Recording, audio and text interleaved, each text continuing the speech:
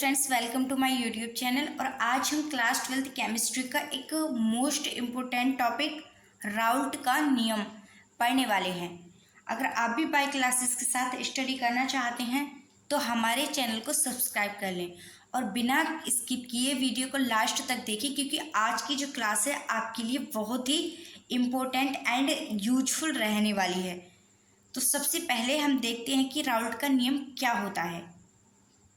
Raoult के नियम के अनुसार किसी विलयन में प्रत्येक वाष्पशील अवयव का आंशिक वाष्प दाब, जो बहुत कम वाष्प दाब होता है, उस अवयव के मोल अंश यानी मोल फ्रैक्शन के समानुपाती होता है। मतलब जैसे आप इसे भीड़ भाड़ वाला नियम भी कह सकते हैं। राउल्ट ने कहा कि अगर एक बंद डिब्बे में आप दो लिक्विड्स मिलाते हैं तो उसके ऊपर जो भाप बनेगी वह इस बात पर डिपेंड करेगी कि उस तरल का कितना हिस्सा नीचे मौजूद है। जैसे मान लो एक क्लासरूम है जिसमें दो तरह के स्टूडेंट हैं। एक तो वो हैं जो बहुत ही शरारती हैं, बहुत ही शैतान हैं, और एक दूसरे साइड के जो कि बहुत ही शांत हैं।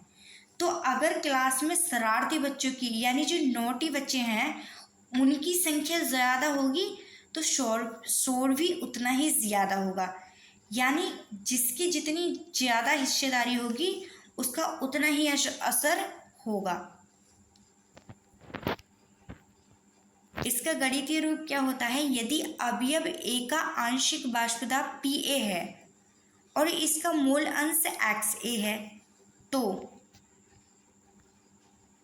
तो इसका फॉर्मूला होगा Pa equal P0A multiply Xa, और यहाँ पर P0A शुद्ध अवयव A का वाष्प दाब है। अब नेक्स्ट पॉइंट है हमारा आदर्श विलयन, आइडियल सॉल्यूशन। ये क्या होता है? देखो, ये वो विलयन है जो राउल्ट के नियम को हर हाल में मानते हैं। मतलब इनके पास और कोई ऑप्शन होता ही नहीं है, इनका अपना कोई अलग नखरा ही नहीं होता। जैसे मान लो जो दो दोस्त हैं, दो दोस्तों की जोड़ी है जो बिल्कुल एक जैसे स्वभाव के हैं, तो जब वो साथ बैठते हैं तो ना तो कोई शोर बढ़ता है ना घटता है। मतलब मिलाने पर ना तो गर्मी निकलती है, मतलब डेल H इक्वल 0, और ना ही जगह में कोई बदलाव, मतलब डेल V इक्वल 0 आता है। फॉर एग्जाम्पल जैसे बेंजीन और टोलुइन में होता है। तो इसकी डेफिनेशन क्या होगी? वे विलयन जो सांद्रता और ताप की सभी स्थितियों में राउल्ट के नियम का पालन करते हैं आदर्श विलयन कहलाते हैं। इस डायग्राम में देखो, पहला है शुद्ध विलायक सॉल्वेंट A जिसका अपना वाष्प दाब है P0A, और दूसरा है शुद्ध विलय B जिसका अपना वाष्प दाब है P0B। और जब हम इन दोनों को मिलाकर एक आदर्श विलयन यानी A+B बनाते हैं तो राउल्ट के नियम के अनुसार क्या होता है? विलयन में किसी भी घटक का आंशिक वाष्प दाब, मतलब जो विलयन है उसमें किसी भी घटक का आंशिक वाष्प दाब उसके शुद्ध अवस्था के वाष्प दाब और जो उसका मूल अंश है उसके गुणनफल के बराबर होता है। तो घटक A के लिए फॉर्मूला क्या होगा? Pa equal P0A into Xa। तो ये तो हो गया घटक A के लिए फॉर्मूला, और घटक B के लिए क्या होगा? PV equal P0B multiply XB, और ये फॉर्मूला हो गया घटक B के लिए। तो इतना समझ में आ गया होगा आपके। मतलब डाल्टन के आंशिक दाब के नियम का उपयोग करते हुए विलयन का कुल वाष्प दाब यानी कुल वाष्प दाब मतलब P टोटल होता है, वो दोनों घटकों के आंशिक दाबों का योग होता है। अब नीचे का ग्राफ क्या दर्शाता है? नीचे का ग्राफ दर्शाता है कि जैसे जैसे मूल अंश बदलता है तो आंशिक दाब और कुल वाष्प दाब रैखिक रूप से बदलते हैं। अब नेक्स्ट पॉइंट आता है हमारा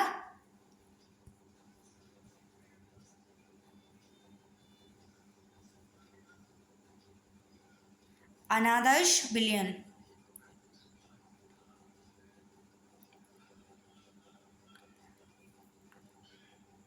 अब इसके प्रमुख लक्षण क्या होंगे?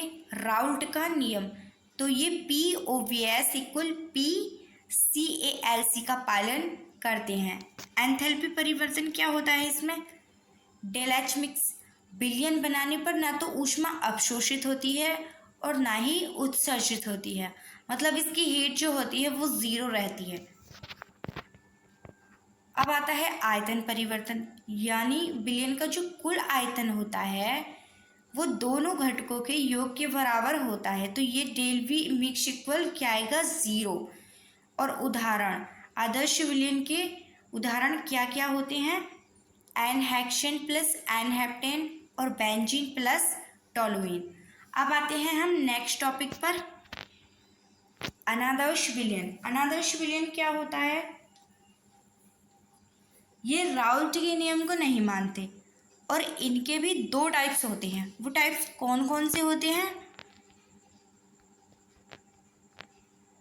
पहला टाइप से हमारा ए, धनात्मक विचलन। धनात्मक विचलन क्या होता है?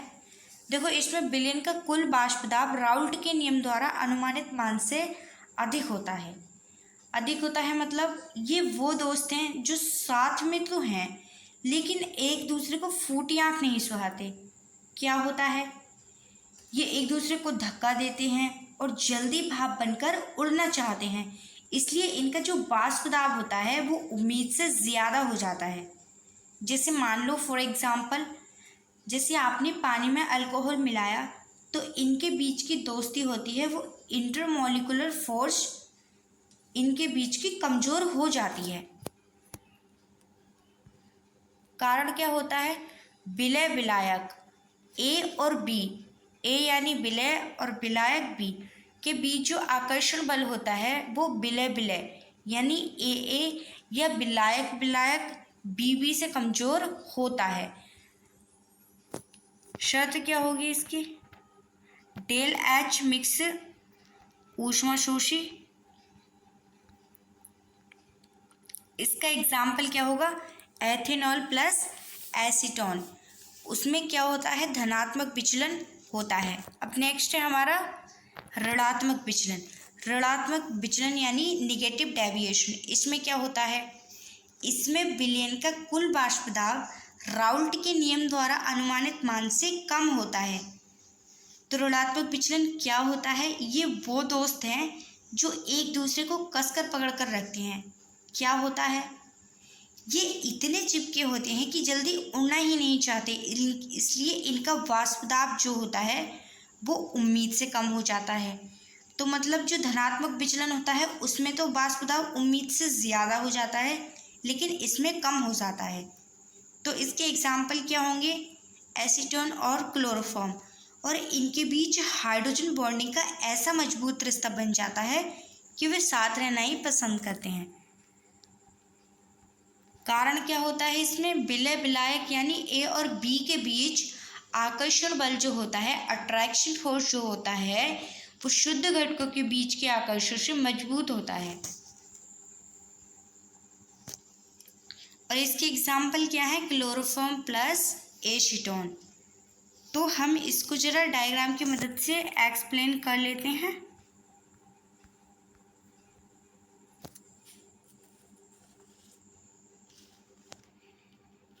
इस नीचे दिए गए ग्राफ को देखें जो इस संबंध को दर्शाता है कि एक्स अक्ष पर मूल अंश है जहाँ पर एक तरफ तो केवल ए है, ए यानी एक्स ए इक्वल 1 और दूसरी तरफ केवल बी यानी एक्स बी इक्वल 1 है।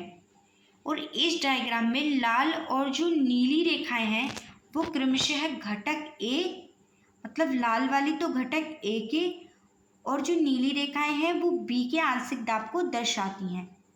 और इसमें जो हरी डॉटेड रेखा है वो कुल वाष्प दाब यानी पी टोटल को दिखाती है जो घटकों के मिश्रण के साथ रैखिक रूप से बदलती है। तो इस डायग्राम में 2 बीकर शुद्ध विलायक और शुद्ध विलय के हैं जिनका वाष्प दाब क्रमशः P0 A और P0 B है। लेकिन जब हमें इन्हें मिलाएंगे तो आदर्श विलयन में दोनों घटकों के अणु मिलकर कुल वाष्प दाब बनाते हैं, जहां पर आंशिक दाब के समीकरण PA इक्वल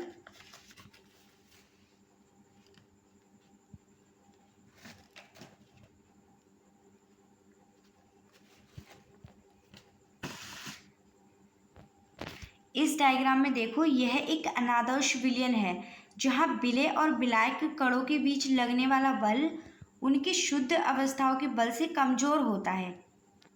वाष्प दाब क्या होगा इसमें, चूंकि जो अट्रैक्शन फोर्स होता है वो कमजोर है, तो इसलिए जो मॉलिक्यूल हैं, जो अणु हैं, वो ईजिली यानी आसानी से सतह छोड़कर वाष्प में बदल जाते हैं, जिससे जो कुल वाष्प दाब होती है वो राउल्ट के नियम द्वारा अनुमानित दाब से अधिक हो जाता है। जैसे अब आप इस ग्राफ में देखें, जो गुलाबी रेखाएं हैं वो सीधी रेखा के ऊपर की ओर झुकी हुई हैं, जो धनात्मक विचलन को प्रदर्शित करती हैं। तो विलयन बनने के इस प्रोसेस में क्या होता है, ऊष्मा अवशोषित होती है, यानी ऊष्मा अब्सॉर्ब होती है। एंड जो विलयन होता है, जो सॉल्यूशन होता है, उसका कुल आयतन बढ़ जाता है, क्योंकि कणों के यानी जो पार्टिकल्स होते हैं उनके बीच की दूरी यानी डिस्टेंस बढ़ जाती है, मतलब उसमें स्पेस आ जाता है काफ़ी, तो जिस कारण इसमें ऊष्मा अवशोषित होती है। तो फ्रेंड्स, कैसी लगी आज की हमारी क्लास, और वीडियो अच्छी लगी तो वीडियो को लाइक करें और चैनल को सब्सक्राइब कर लें। मिलती हैं अगली क्लास में एक कड़क टॉपिक के साथ, तब तक के लिए जय हिंद।